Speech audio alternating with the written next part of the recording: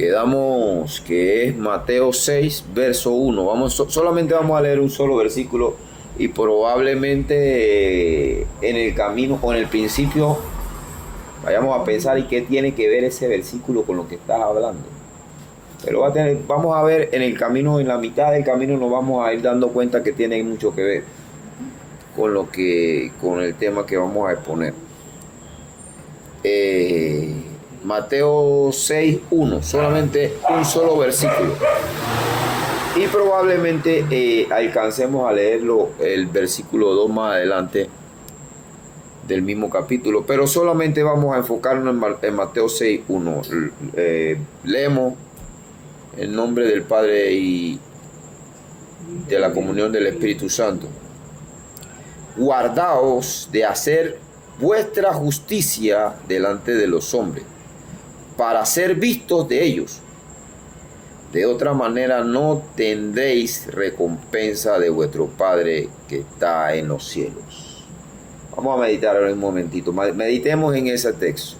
Mire cómo arranca. Guardaos. ¿Qué significa eso? Cuídate. En un lenguaje moderno, si nos vamos a una traducción moderna o en la Biblia del lenguaje, la traducción del lenguaje actual, te dice, cuídate, no guardaos. Estamos hablando de un término o un acento español, castellanizado.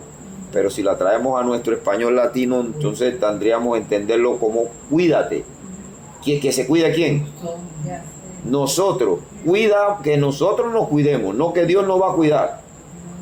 Guárdate tú, cuídate tú de a no hacer. Guárdate de hacer vuestra justicia delante de los hombres. Delante de los hombres. Vamos a quedarnos con esa frase. Cuídate de hacer tu justicia delante de los demás. Y entonces, si no hago mi justicia delante de los demás, ¿qué se supone que debo hacer? Si no hago eso, ¿qué se supone que debo hacer entonces? Vamos a ver qué dice la Biblia más adelante. Vamos a ir desarrollando este tema. Y voy a empezar con anécdotas, como siempre. Bueno, tengo rato que no las doy, pero voy a poner no como anécdota, sino ejemplo de dos personas que sí existieron en su momento. Y dos tipos de personas que hay en el mundo y nosotros probablemente hayamos conocido de esa forma, de personas de ese tipo, ¿no?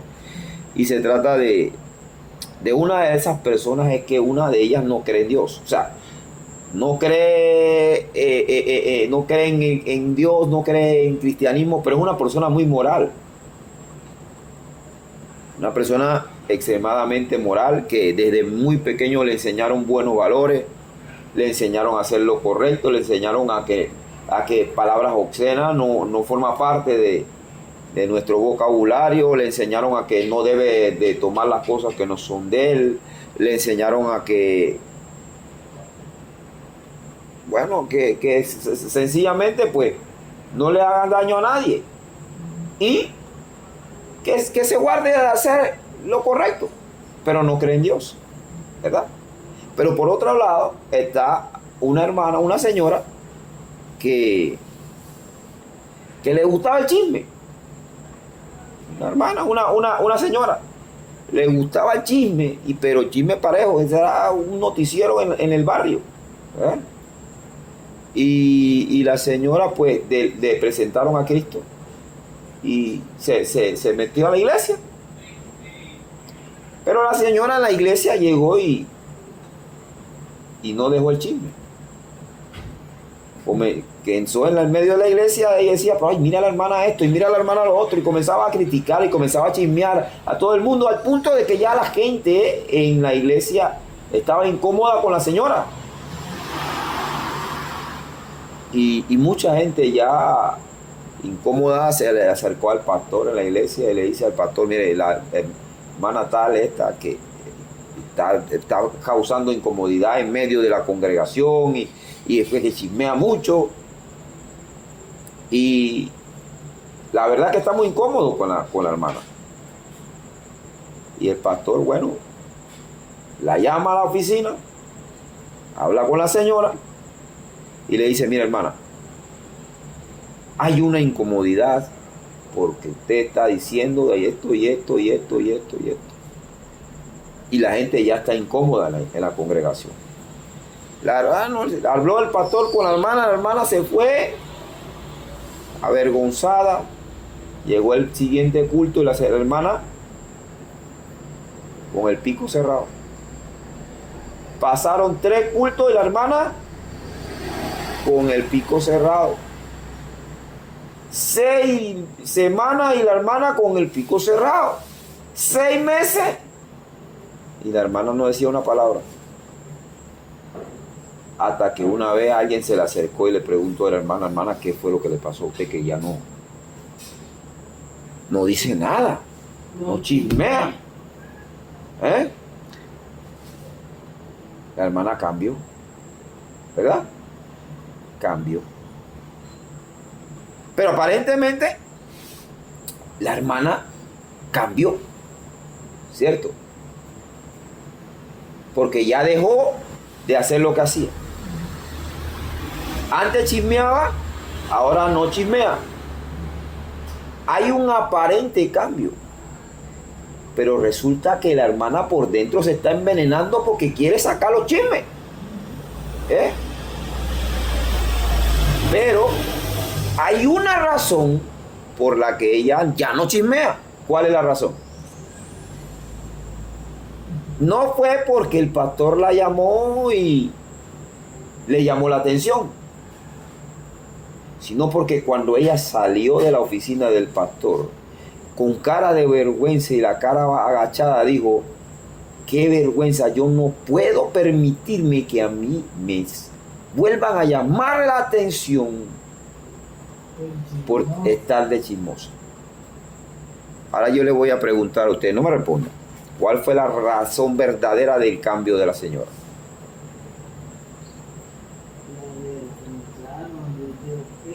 ¿Fue porque Dios la cambió? La razón verdadera es exactamente la misma razón por la que muchos de nosotros también hacemos o dejamos de hacer cosas, que es el orgullo, el ego, ¿verdad? Porque se sintió avergonzada.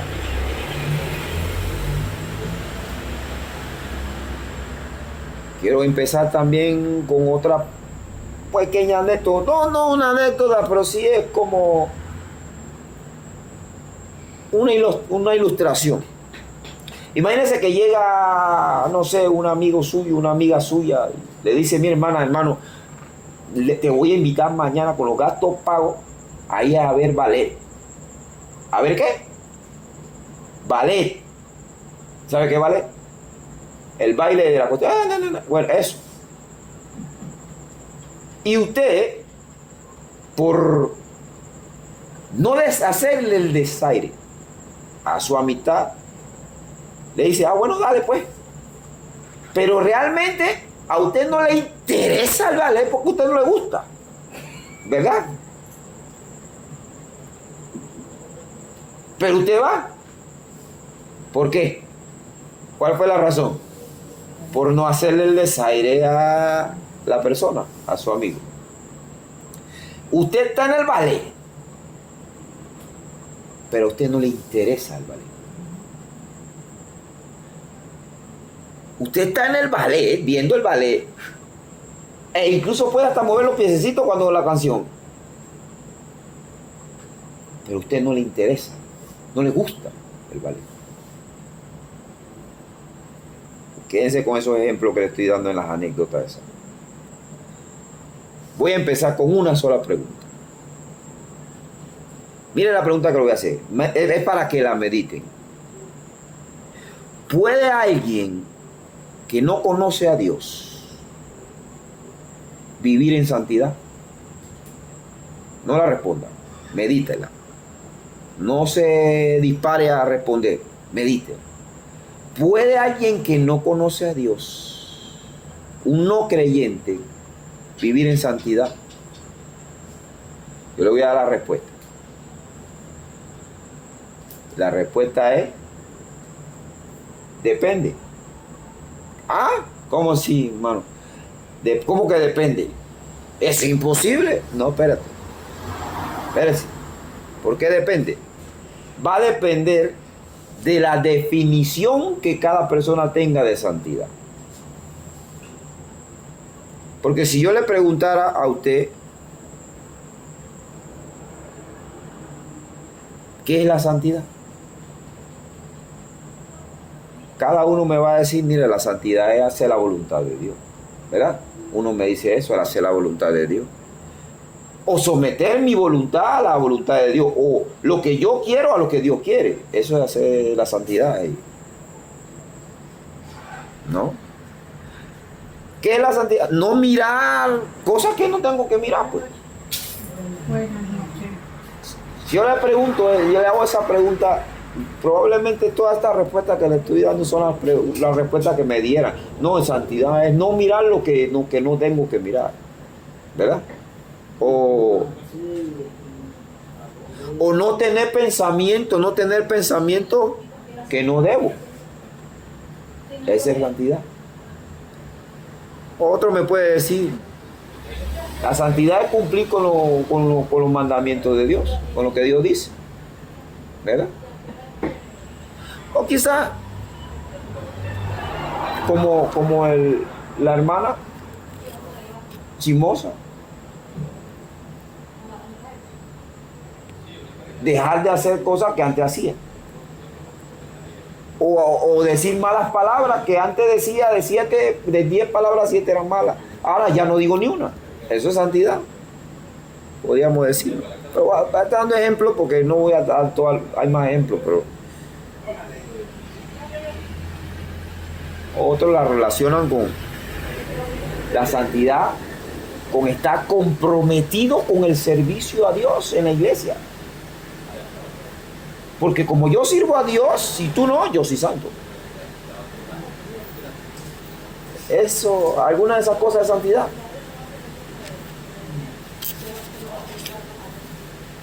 Si la definición de santidad que nosotros tenemos es alguna de esas de las que yo le mencioné, entonces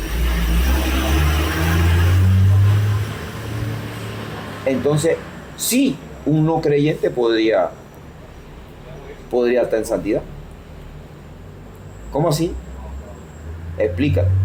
Si la definición de santidad que nosotros tenemos, o que algunos de nosotros tenemos, es alguna de las que le acabo de decir, o sea, no decir malas palabras, no ser chismoso, no robar,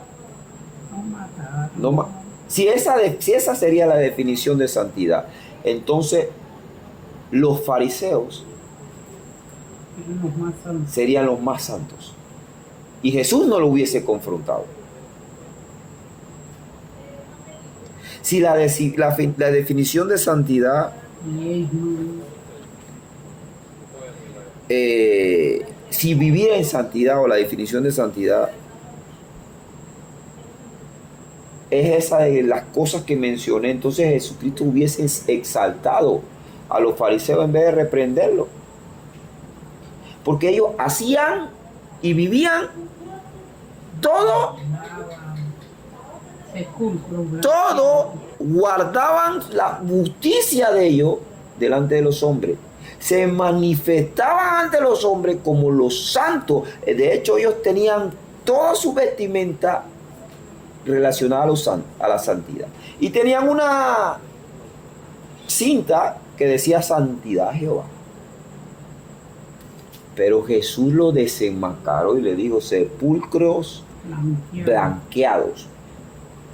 En la Biblia, en el Nuevo Testamento, el 80% de las veces que se te encuentra la palabra hipócritas fueron dirigidas de Jesús a los fariseos.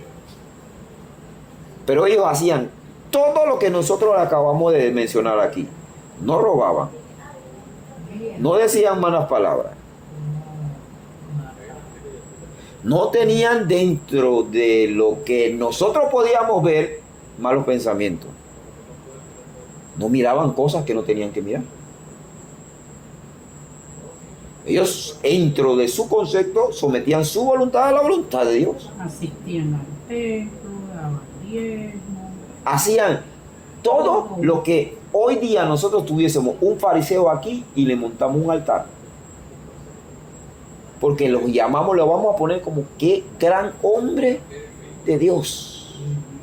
Cómo guarda la palabra y los mandamientos, ¿verdad? Pero oye, mira cómo habla. Se conoce la palabra de arriba abajo.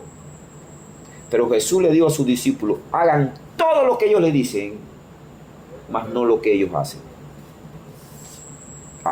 Voy a repetir eso. Jesús le dijo a sus discípulos, todo lo que ellos les manden hacer, háganlo. Pero no hagan lo que ellos hacen. Porque ellos te decían conforme a la palabra lo que no tenías que hacer y lo que tenías que hacer. Pero ellos mismos no lo hacían. No lo hacían ellos. Hacían lo contrario de lo que predicaban o lo que decían que ellos eran. Entonces recuerda el verso de Mateo con el que empezamos. Guardaos de hacer vuestra justicia delante de los hombres. ¿Verdad? Vuestra justicia delante de los hombres. Ahora, ¿y cómo tú respaldas eso con la Biblia, hermano? Bueno, hay un pasaje bien conocido que yo creo que es uno de los textos que yo más he citado en todos estos tiempos que llevamos aquí. Que es a Mateo 7, 21 al 23, donde dice, no todo el que le dice Señor, Señor, entrará al reino de los cielos, sino el que hace la voluntad del Padre que está en los cielos, ¿verdad? Pero en aquel entonces me dirá, Señor, Señor, pero así, ¿cómo le dijeron? O sea que estaban involucrados en el ministerio de la iglesia, porque entonces eran cristianos, le decían Señor, Señor. Estaban involucrados en el servicio de la iglesia, ¿verdad? ¿Por qué? Porque más adelante usted va a leer ese mismo texto que dice, nosotros en tu nombre echamos fuera demonios, en tu nombre profetizamos, en tu nombre hicimos todo. O sea, que formaban parte del ministerio. Pero Jesús le dijo, yo no los conozco. Pero por otra parte, si nos vamos a Lucas 18, verso 9, nos vamos a encontrar con la palabra del fariseo, el publicano y el fariseo, que también se la he dicho 1000 veces aquí, en donde dos hombres subieron al templo a orar. El uno era fariseo y el otro era publicano. El fariseo era orando consigo mismo. Decía, Padre, te doy gracias porque no soy como esos hombres. No soy, primero comienzo diciendo, yo no soy así. ¿Cómo? Yo no soy así, yo no soy como ellos, adúlteros. Yo no soy adúltero. Yo no soy ladrón. No soy. Acuérdense de los dos tipos de personas que le mencioné al principio, que el que no creía en Dios, pero que era muy moral. Este fariseo dice, yo no soy adúltero, yo no soy ladrón. Es más, yo doy mis diezmos. ¿Qué subía a orar? O sea, oraba. Él dice, yo diezmo todo lo que tengo, ayuno 2 veces a la semana. O sea, hacía todas las actividades que normalmente hoy día hacen los cristianos en la iglesia. Pero al final, él no salió justificado, salió justificado el que dijo, sé propicio a mí, pecador. O sea, al que se arrepintió. Porque pueden haber muchas personas yendo a la iglesia o incluso llamándose cristianos, trabajando en las actividades religiosas, conociéndose las palabras religiosas que cotidianamente mencionamos, pero no estar arrepentidos. Pero no estar arrepentido. ¿Y cómo tú sabes, hermano, que no están arrepentidos? Porque es que la forma de vida es la que dice si estoy arrepentido o no. Porque la persona arrepentida no vuelve a hacer lo que sabe que hizo mal. La persona arrepentida. Porque hay dos cosas en la Biblia que en las personas, que los cristianos no saben distinguir. que se parecen pero no son iguales. El arrepentimiento y el remordimiento. Los dos ejemplos que siempre pongo de eso es Pedro y Judas. Los dos fallaron a Dios. Los dos pecaron profundamente contra Dios, ¿cierto? Porque la negación de Pedro, como la forma en cómo lo negó, es incluso maldijo. No fue que fue un pecadito más chiquitito que el de Judas. Fue un pecado también. Pero la diferencia fue que uno se arrepintió y abandonó el pecado que él cometió. Y el otro sintió remordimiento, regresó las monedas de plata y fue y se ahorcó. ¿Cuál es la diferencia en este tiempo actual del arrepentimiento y remordimiento? Es que si yo tengo una pareja y yo soy infiel, yo no voy a esperar que me agarren con la mano en la masa. Yo te digo, mira, te fallé, perdóname y no lo hago más. Eso es arrepentimiento. No me atrapaste, yo me arrepiento de lo que hice, lo dejo de hacer y punto. Pero ¿qué es remordimiento? Las lágrimas de cocodrilo después que te atrapan con la mano en la masa. Y le dice, perdóname, no lo vuelvas a hacer más, con lágrimas de cocodrilo. Pero él lo está haciendo no desde el arrepentimiento, sino del remordimiento de que te atraparon. ¿Verdad? Y te perdonan y lo vuelves a hacer. Exactamente eso es lo que hacemos nosotros también como cristianos a veces. Nosotros, hay muchos cristianos que están en la iglesia y no están arrepentidos, sino tienen una conciencia llena de remordimiento, que es la que los lleva a hacer y a vivir de una manera religiosa, y no se guardan de hacer luego su justicia delante de los hombres. Viven para agradar no a Dios, sino al ojo humano. Porque yo voy todo el tiempo a mi servicio y no, yo estoy ahí fiel a mi Señor. Sí, fiel a tu Señor no, porque tu Señor es el pastor o el líder al que tú le rindes cuenta, porque no es Dios. Porque si tu Señor fuera Dios, le rindieran primero cuenta a Dios y no a tu líder. No trataras de agradar a tu líder más que a Dios. Que yo estoy ahí para que él vea que yo estoy ahí, que yo soy el que cumplo siempre con la cita y las cosas, ¿verdad? Pero eso es una cuestión de remordimiento y de conciencia, y no de arrepentimiento. Y ahora, entonces la pregunta fue que yo le hice, entonces, la definición de santidad, ¿cuál es? Si nada de lo que le mencioné es santidad, entonces, ¿qué es santidad?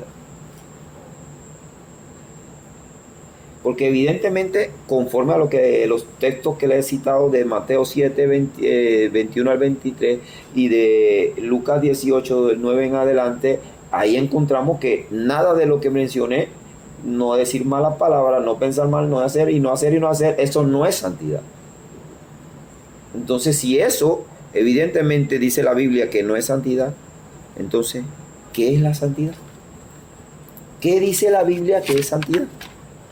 ¿Ah?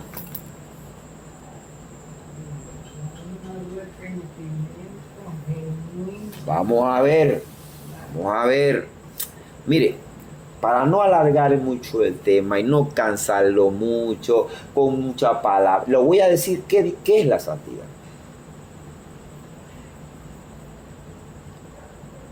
Se le acercaron de los escribas al Señor, al maestro, y dijeron: maestro, ¿cuáles son los mandamientos más importantes dentro de la ley?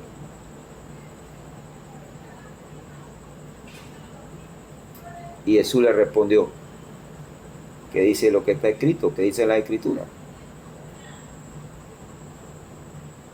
Amarás. Mire lo que dice: amarás al Señor tu Dios. Mire, mandamiento. Vamos a ponerle a hacer una traducción más actual de ese texto.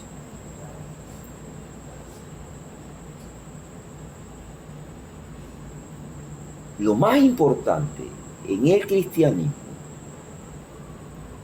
Y en la santidad, lo importante para el crecimiento de la santidad es: ama a Dios, todo lo que tenga que ver con Dios, gózate, deleítate en Dios y en sus cosas.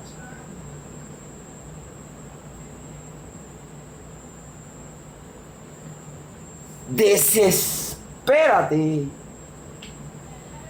por Dios y sus cosas. Y el segundo es igual que el primero: deleítate con tus hermanos. Gózate amando a tus hermanos. Disfruta amar a tu prójimo como a ti mismo. Ay, Dios mío, dice. Si es una traducción así contemporánea, dijera así: deleítate. Ahora, ¿qué es la santidad? Le voy a decir la definición que yo encontré en la Biblia de la santidad, o una de ellas, porque probablemente son varias, pero la que más describe la santidad que enseña la Biblia. Mira la definición. La santidad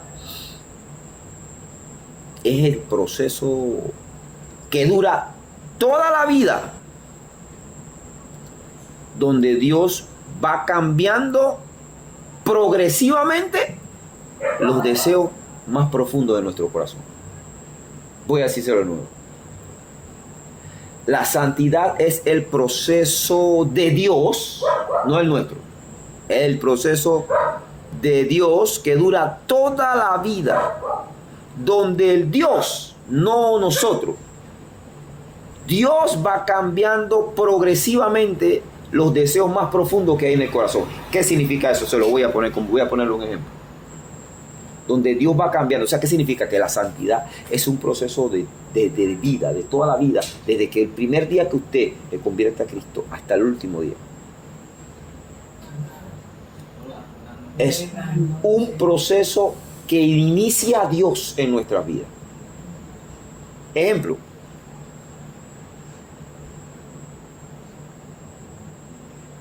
una esposa en Kenia, África, una esposa cristiana. Fíjate esto, para describir o escenificar con un ejemplo. Voy a poner otro ejemplo después de este para que se nos entienda mejor. Pero una esposa cristiana con un esposo no cristiano en Kenia, África. Ora por su esposo, lo ama. Ese esposo llega una vez a su casa un fin de semana con 3 amigos borrachos a su casa, borrachito. Y delante de sus amigos, no sé si me vayan a tumbar el video con la palabra esa.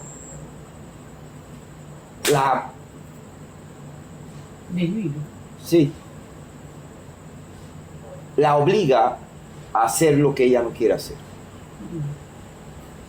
Delante de los 3 amigos, él le rompe la ropa, violentamente la obliga a hacer, y ella, una vez que él termina, se subió la ropa que le quedaba no rota. ¿Sabe qué hizo? Corrió a la cocina y le preparó la mejor comida que a él más le gusta y se la sirvió. Cuando él vio eso, él le dijo a sus amigos: necesito que se vayan. Y rompió en llanto. Le dijo: ven acá, ¿y por qué tú haces eso después de yo haberte hecho lo que te hice? Lo mejor, ¿sabe cuál fue la respuesta de ella? ¿Sabe cuál fue la respuesta de ella? Si yo tengo que sacrificar mi vida y pasar por eso 1000 veces, por lo que yo pasé ahora contigo, 1000 veces,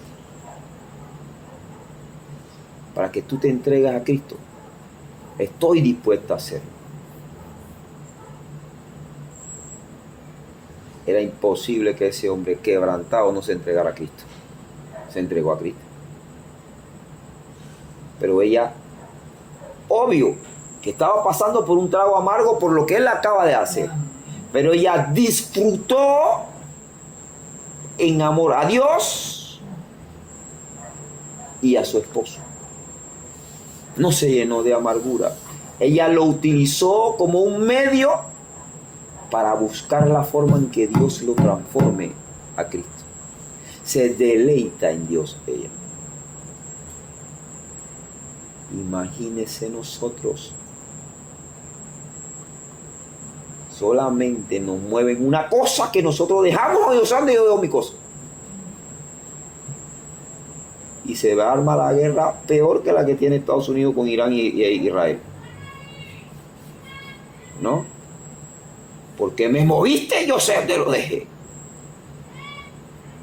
Y no nos deleitamos en Dios y en nuestro prójimo. ¿Ah? Qué fuerte. Qué fuerte. Entonces, ahí entonces nosotros nos autoanalizamos y decimos, qué lejos estoy de la santidad. Qué cerca estoy de la santidad. Porque ni me deleito en Dios, ni me deleito con lo que me hace mi hermano. Yo no estoy diciendo a ustedes que ahora se deja hacer lo que le hicieron a la hermana allá en Kenia. No. Como también el ejemplo que le puse del ballet, si a usted le invitan al ballet, usted va por no hacer el desaire, pero usted no lo disfruta, no se deleita, lo hace por cortesía, por educación, por lo que sea, por moral, pero no lo hace porque lo ama ni porque se deleita en el ballet. Eso exactamente pasa en el cristianismo hoy día. Van porque tengo que cumplir, porque tengo que no quedar mal y parecer un buen cristiano, pero no porque lo ama. ¿Verdad? Pero no porque lo ama.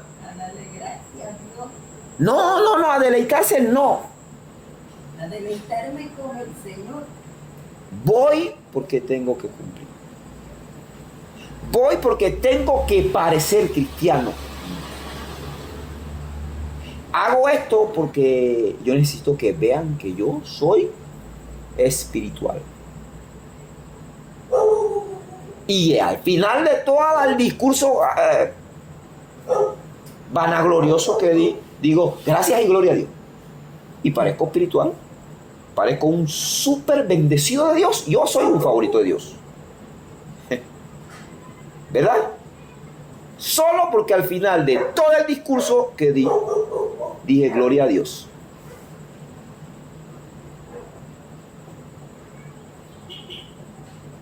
Al fariseo y al publicano le dijo, yo no soy, yo sí hago, he dejado de hacer, como la hermana la chismosa, dejé de hacer, pero la gente vio mi cambio, la gente vio lo que yo hago, pero no ve lo que hay dentro.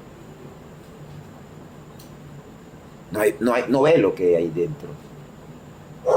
La hermana por dentro se envenenaba por chismear. Cambió, dejó de chismear, pero su corazón no cambió. Miren, hay una historia que nosotros no le hemos prestado atención ahí en la iglesia, en la Biblia. La de Jonás. Mire, si usted se agarra, Jonás tiene 4 capítulos. 4 capítulos. Fíjense en esto. Si usted se lee los 3 primeros versículos de cada capítulo, o sea, el capítulo 1, 2 y 3 del capítulo, el versículo 1, 2 y 3 del capítulo 1, el versículo 1, 2 y 3 del 2, y así, de los 4 capítulos, ahí usted se va a encontrar con la historia del libro de Jonás resumido. Los 3 primeros versículos del capítulo 1 de Jonás, Dios le dice, levántate, ve a Nínive y predica. En los tres primeros capítulos, versículo del capítulo 2, Jonás va a orar a Dios diciéndole: gracias porque tú me salvaste de ese vientre, del pez, de las profundidades del mar me sacaste, gracias. O sea, fíjense en algo, en el capítulo 3, los tres primeros versículos dice que Jonás predicó a Nínive, y que Nínive se arrepintió. Pero en los tres primeros versículos del capítulo 4 dice Jonás que Jonás le reclamó a Dios y le dijo: por eso es que yo no quería ir, porque sabía que tú eras un Dios perdonador y justo, y yo no quería ir. Fíjense, miren, ahora yo le voy a poner este ejemplo. Si obedecer a Dios solamente es ser cristiano o ser santo, entonces no habría necesidad de haber escrito el capítulo 4, en el que Nínive se salva y Jonás reclama a Dios por haberse ellos reclamado. ¿Y por qué Jonás le dijo: por eso que yo no quería ir? O sea, porque ya Jonás en el primero mostró su desobediencia. En el segundo Jonás mostró remordimiento por no haber ido, porque lo mandaron al fondo del mar. Pero en el tercero obedeció. Es que a veces nosotros obedecemos y hacemos la cosa a regañadientes, y no porque lo hacemos con amor, así como Jonás, ¿verdad? Lo hago porque tengo que hacerlo y tengo que cumplir, así como Jonás.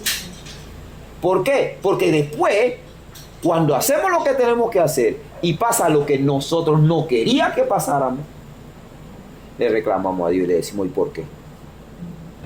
¿Y por qué? ¿Por qué? Eso es exactamente. ¿Y qué entonces? ¿Somos santos? Jonás era santo. Obedeció, Nínive se arrepintió con la predicación de Jonás, ¿sí? ¿Y era santo Jonás? No, porque en su corazón fue a predicar, pero no se gozó en lo que hizo. No lo hizo con amor. Lo hizo porque no le quedó de otra, porque lo sacaron del mar, del vientre del pez. Y después de ahí, si él se revela de nuevo, ya tendría que ser muy insensato, ¿no? Pero él también dice que estaba bajo la calabacera. ¿Sí? Entonces, se da cuenta en los tres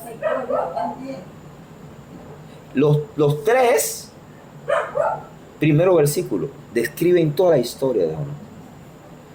Y no necesariamente el que obedece es el que es más santo. Porque Jonás obedeció a regañadientes, porque necesitaba.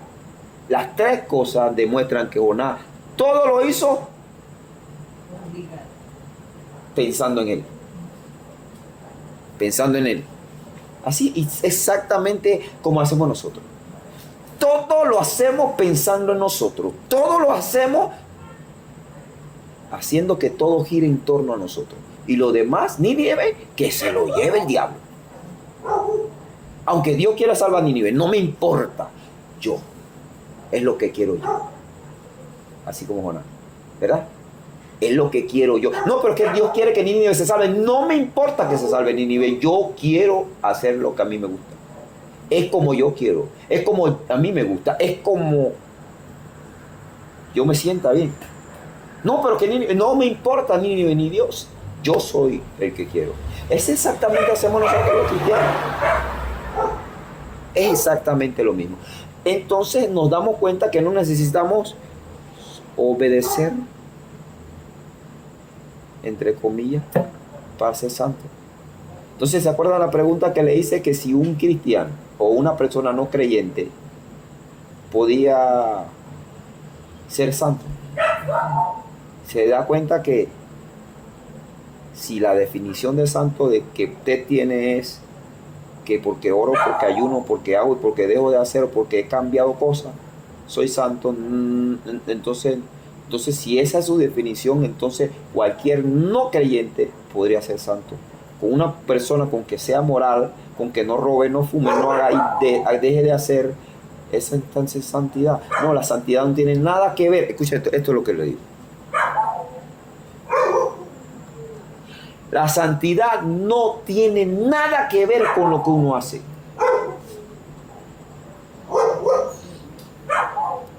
La santidad tiene que ver con lo que amamos. Espérate.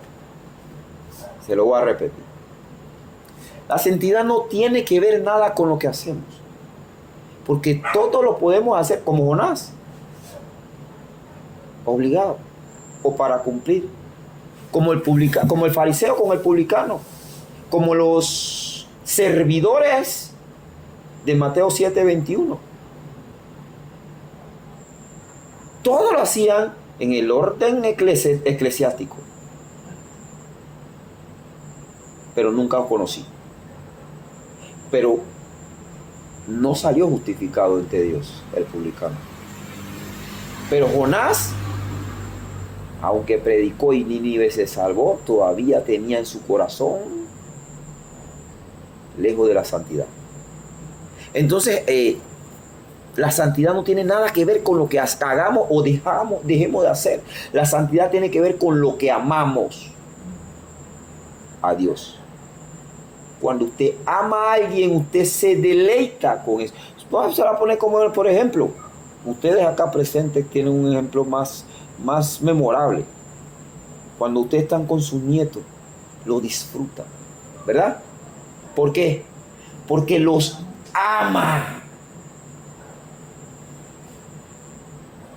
Pero si yo le traigo el chiquillo que se porta mal y que rompe las cosas, yo le voy a decir a usted, deleítese con él. Deleítese. ¿Por qué no se deleita?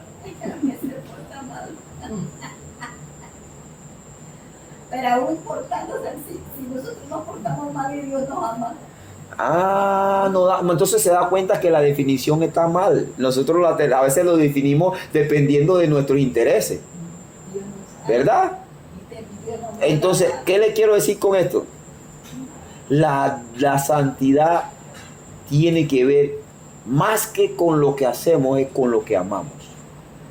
Porque si yo amo a Dios, yo me deleito con Dios.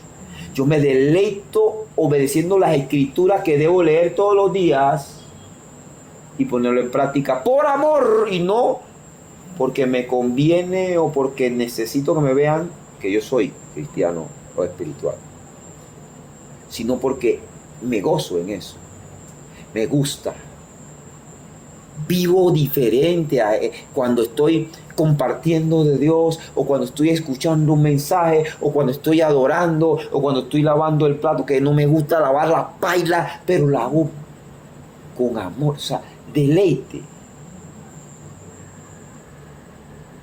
Que me levanto temprano para hacer el desayuno, con deleite.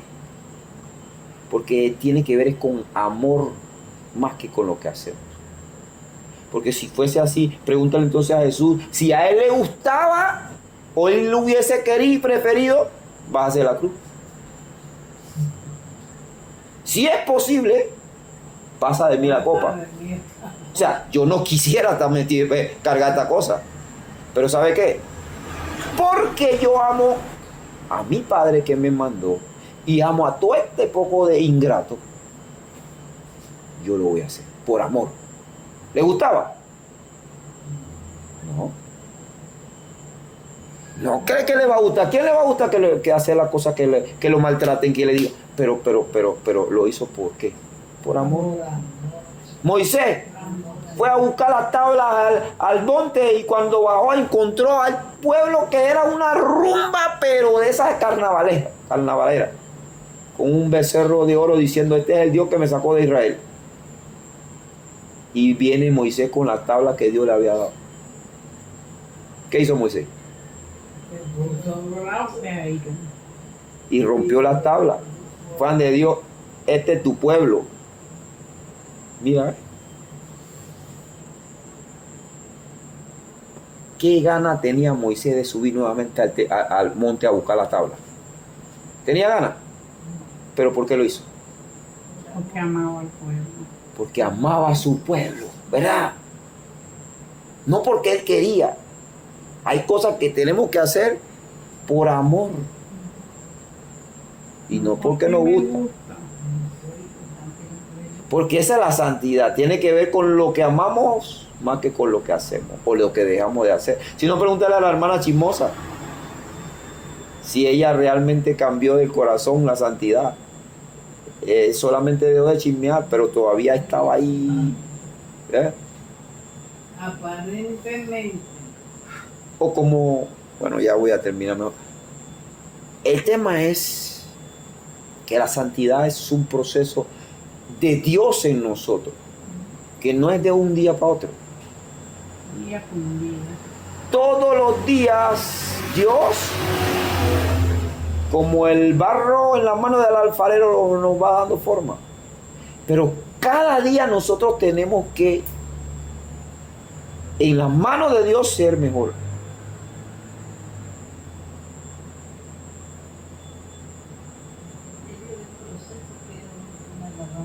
Y en la mano de Dios no solamente ser mejor, sino disfrutar en Dios. ¿Por qué? Ya con este ejemplo voy a terminar, porque le he puesto más ejemplos que... Entonces, mire, cuando juega la selección, a los que nos gusta el fútbol, o hay un clásico de fútbol, o juega la selección, ¿verdad? Juega la selección. Los que nos gusta ver los juegos de la selección, ¿alguien le obliga a usted a sentarse enfrente de la televisión a mirar el juego?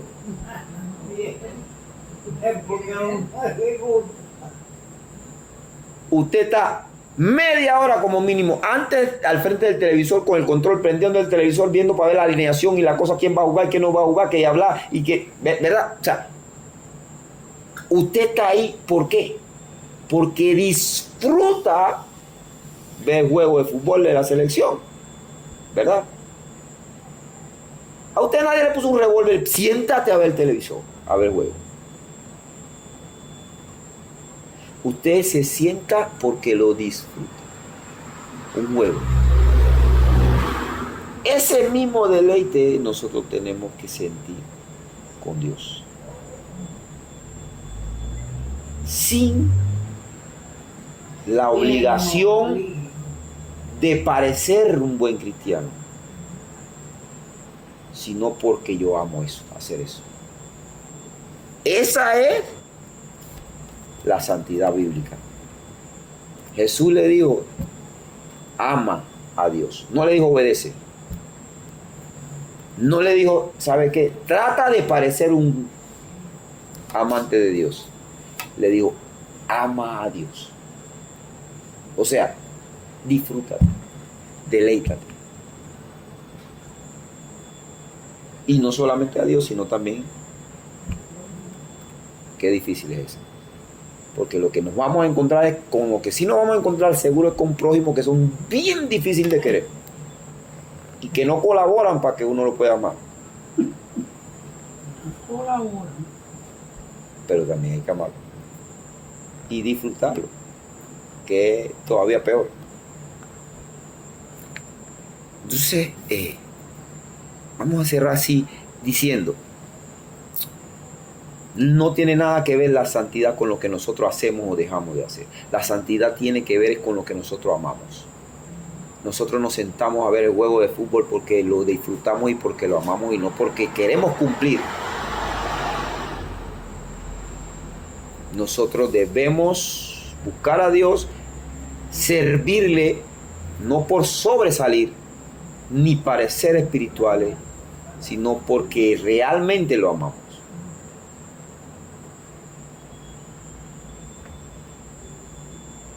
La religión, la religiosidad. Bueno, a mí me preguntaron estos días.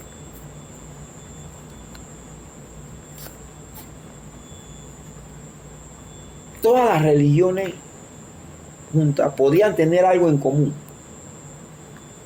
Y yo le dije sí. ¿Qué cosas pueden tener todas las religiones en común? Me dice.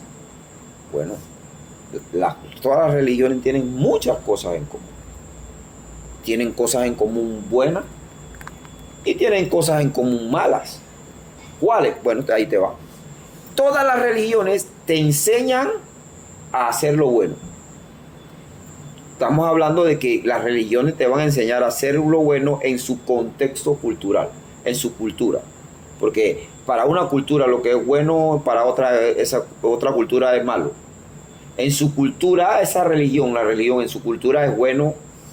Lo bueno es más definible conforme a la cultura. Todas te enseñan a hacer lo bueno.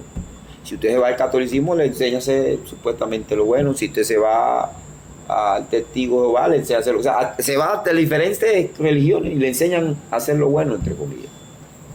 Eso es que todas te enseñan a hacer lo bueno. Toditas. Eso es la parte positiva de las religiones. Y ahora, ¿cuál es la parte negativa? Que todas te llevan al infierno. Todas. Pero, varón, ¿y usted no es cristiano? Yo sí. Entonces, ¿usted va para el infierno? No. Pero usted no está diciendo que las religiones lo llevan todo al infierno. Yo sí. ¿Y usted no es cristiano? ¿Y no va para el infierno? No. Porque es que el cristianismo no es una religión.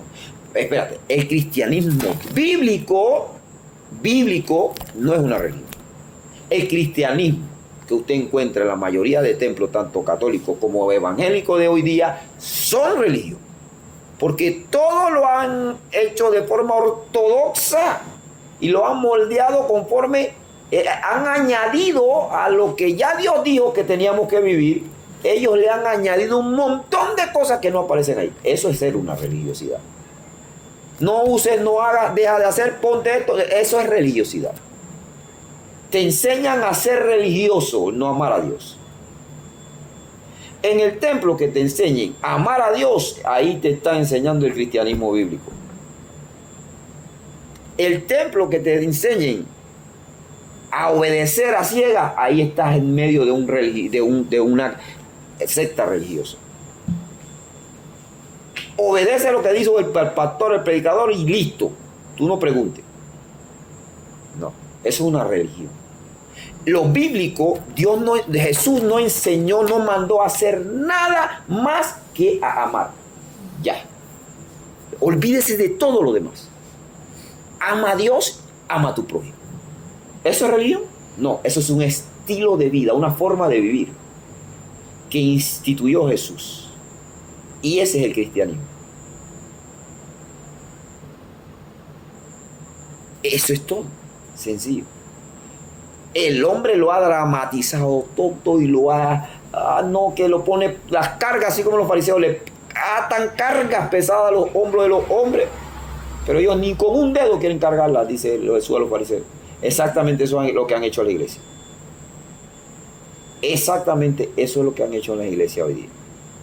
Están atándole cargas pesadas que Jesús no mandó. Que si falta un domingo y tú estás cerca del infierno. No, ya tu hermana está, y usted tiene que arrepentirse porque no vino el domingo.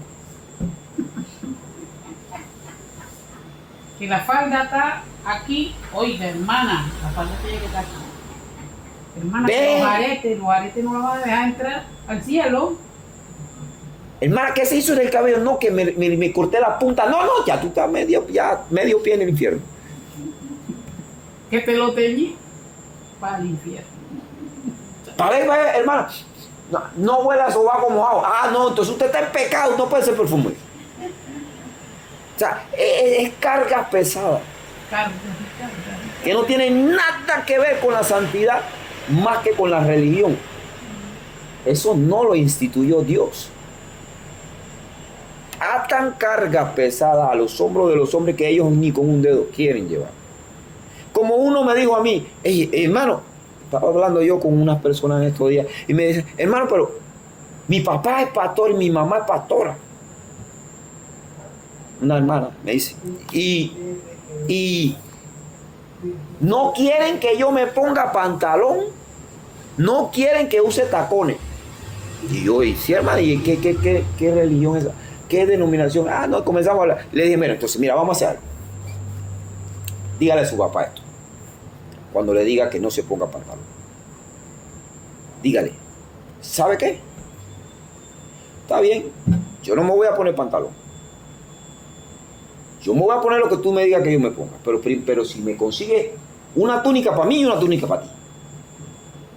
Y los dos vamos a salir en túnica. Si yo le dije, y también le diga, no se ponga zapatos, porque eso también tiene plataforma. Y ustedes como no quieren que yo tenga tacón, eso tiene un tacón bajito, pero lo tiene, ¿verdad? Entonces, si ustedes ponen sus sandalias, yo me pongo la mía. Y la hermana fue y le dijo al Papa. Le dijo al Papa. Y yo le dije, ¿qué te dijo? A ver, me gusta el chisme, ¿ah? Y yo le dije, ¿qué te dijo? Ya estoy como la hermana, ya chismoso. Me dice, ¿qué le dijo? Yo, ¿y qué te dijo? Y dice, no me dijo nada. Agachó la cabeza y se fue.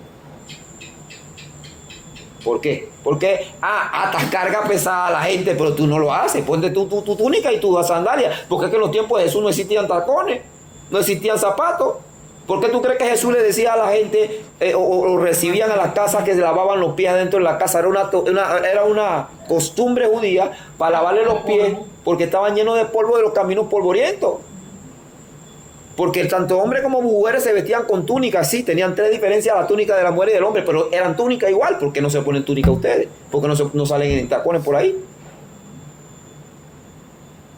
Pero no, la mujer ya no se puede poner tacón ni se puede poner pantalón. Ata carga pesada. No, pero es que la Biblia dice que no se puede vestir como hombre. Espérate, y ahora, ¿a dónde dice la Biblia que el pantalón es de hombre? ¿Dónde dice? Primero que nada, el primer pantalón fue inventado en 1856. Y la Biblia, ese versículo de Levítico, 2500 años de Cristo, fue escrito. ¿De dónde sacas que el pantalón es de hombre? No existía tal cosa. No existía el tacón. Pero son mandamientos, agarran de versículos, sacan de contexto y te lo cargan a la gente.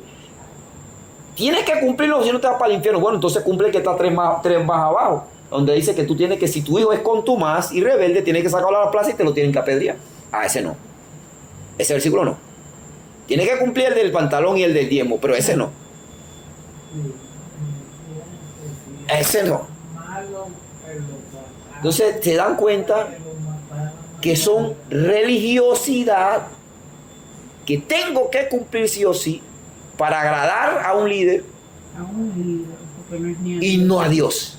Dios no está agradando. Y a eso le llaman santidad. Porque si tú no cumples lo que dijo el líder, no eres santo. Porque el líder es el que define si eres santo o no. Vamos a terminar y vamos a darle gracias a Dios, porque es que ya, ¿ves? Si no, no vamos a quedar toda la noche aquí. Y ahí más. Padre, te damos gracias por tu palabra.